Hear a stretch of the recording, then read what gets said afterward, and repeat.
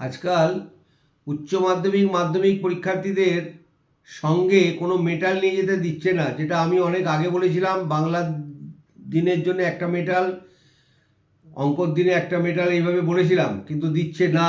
তার ফলে কী করবেন আপনি? দেখুন, একটা ময়ূরের পালকের এরকম চোখটা শুধু জ্যামিতি বক্সের মধ্যে নিয়ে যাবেন।